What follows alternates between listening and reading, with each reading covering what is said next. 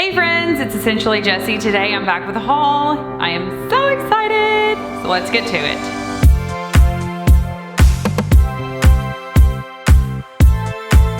So today friends, I have a haul. I bought some things from Ulta. I bought some things from FragranceNet, maybe one other place. Anyway, I've kind of accumulated some fragrances, some new fragrances during the quarantine time, and now I want to share those with you. So let's see what's in the box. These 4 fragrances are from Ulta. So the first 4 fragrances are from Ulta. I just had to try out these. This is the new Kylie Jenner by KKW Fragrance. It says they're on the top of the box. I bought 2 of these. I opened one of them, I can't remember which one, and smelled it. So let's check them out. This one is the Pink, is the name of it, by Kylie Jenner. So it comes out of the box like this. It actually has the name on the back of it, so that is good, so I can keep track of it. So it looks like this. So this one says Kylie Jenner by KKW, and on the bottom, well, it doesn't say pink on the bottom, it just says pink on the box. So I guess it's called Pink. It is really cute, but maybe a tad obnoxious. I don't know, no judgment here. Okay, this is a floral. It is really pretty. The more it dries down, the more I like it. I wonder what the longevity is gonna be on these. Do you guys have any of the KKW fragrances? Did they last? Did they not last? I feel like I had one, maybe one of the Gardenia fragrances that she released, gosh, several years ago. And I liked it, but I wasn't crazy about it, so I ended up giving it to a friend. So I am excited to try these out. So the next one I have is Nude. I think that there were 3 of these, and just based on the notes, I was only going to pick one, honestly, but because the notes sounded so good on both of these, I thought, I'll give them a shot. I love going on the Ulta website and just looking at fragrances and playing around and trying to see if there's something new that I like. Okay, this is fresher. This is definitely fresher than the other one. Let me look up the notes. Okay, so I looked up the notes. The top notes are solar notes. I remember that's one of the reasons I wanted to purchase this, because I thought, what are solar notes? What does solar notes smell like? Spices and Lily of the Valley. I love the spices coming through in this one. Maybe some nutmeg. The middle notes are magnolia, jasmine, peony, and the base notes are Tahitian vanilla, amber, and musk. I think this is gonna be a really nice fragrance. I'll be interested to see what the longevity is on this, because nothing is really stout. It's pretty creamy fragrance. So we'll see. So next up we have Oscar de la Renta's Bella Blanca. I've wanted to try this for quite some time because the bottle is so pretty. You can get this, I just did something really weird with my mouth. Okay. This is Oscar de la Renta's Bella Blanca. I'm excited to try this out. Honestly, I wanted to get it on Scentbird, but I like the bottle so much that I thought, I'll just go ahead and get a full bottle. But this is available to try out on your Scentbird subscription, which is nice that you can try it before you buy the full bottle. So the packaging is really beautiful, different, unique. It's got little roses and flowers on the front, so we're thinking that this is gonna be floral. And it is. The cap is white on top. I actually kind of like that. So the fragrance is, let me get a card to spray it on. So the fragrance is very floral, and it is very white florally.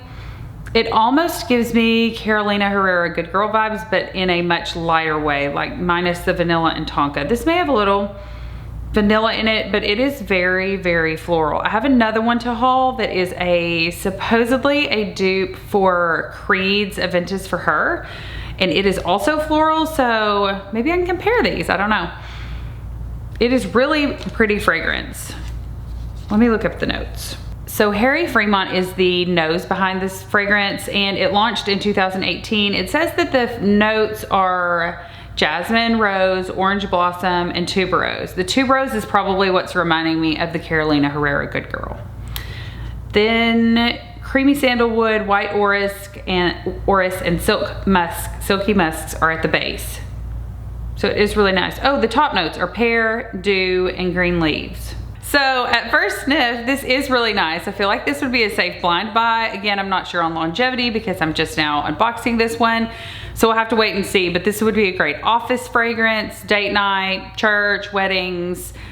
I just love the bottle. If for nothing else, it's just really pretty. Next up, we have Jennifer Lopez Promise. And I already got it out of the box and smelled it because I was really excited about it. The bottle is beautiful. It almost looks like a gem or something. It's really pretty. The fragrance, let me spray. The fragrance is almost like a skin scent. I actually got this out and played with it before. The longevity on it is not that great. It takes a lot of sprays. The good thing is it's a designer fragrance, so it's not super expensive, but I was really hoping for more.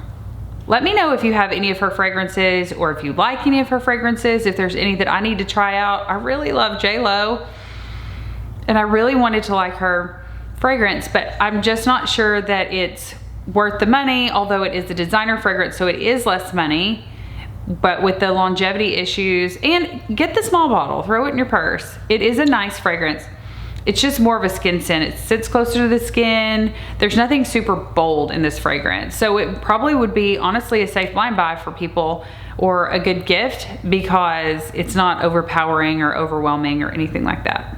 The notes on this are floral. It's a woody, earthy fragrance. The top notes are Italian tangerine, pink berries, and pear. Orris, jasmine sandalwood, dewy honeysuckle is in the mid. I definitely get vibes of the honeysuckle. And then the base is woods and crystallized amber. So the next fragrance I have is a flanker to everyone's at some point probably favorite Britney Spears Fantasy. So this is Midnight Fantasy by Britney Spears. The bottle looks really similar to the original Fantasy by Britney Spears. This one is darker just because it's Midnight Fantasy. And the bottle is really pretty. I'm sure I wore Britney Spears Fantasy in college. So I really wanted to try this because I heard it is a more mature version of that fragrance. I'm picking up sweet tart vibe, like candy. So the original Fantasy smelled like cotton candy kind of, and this one smells more like hard candy, if that makes sense. It is a really pretty fragrance. I do like it. So if you're looking for a sweet gourmand, this one might be one to check out. I know that you can get this at discount on discount websites. I can't remember which one I got it on, maybe FragranceNet. But I got a good deal on this fragrance. So this is definitely one to check out. And I love using those fragrance discount websites on items like this because I don't think that you can get this at Ulta or Sephora. The notes are plum and sour cherry, which is probably what makes it smell a little bit like a hard candy. It says, the website says, start the fragrant voyage into the floral heart on lush, rich notes. Sweet hints of orchid linger for a while until the final touches of amber and vanilla envelop you in a long-lasting warmth and comfort. It was launched in 2006 by Britney Spears. I picked this up for about $18 on FragranceNet, and it's a great value. I think this is the 1 ounce. Yes, this is 1.7 fluid ounces. And if you're looking for something gourmand and on a budget and love sweet scents, then this is a great purchase. Next up is one of the hottest celebrity scents right now, Reb'L Fleur by Rihanna. There's actually a picture of her on the back that I just noticed. I am just now unboxing. This is Reb'L Fleur by Rihanna. This is a very generous size bottle. This is a 3.4 ounce. It will take me forever to go through this because I've heard that this is pretty beast mode as far as sillage goes, and the longevity is really good on it. And I've even heard that a lot of people say that this is their signature scent, so. Ooh, this is sweet. This is also maybe fruity floral. Right off the bat, I'm not picking up anything super specific.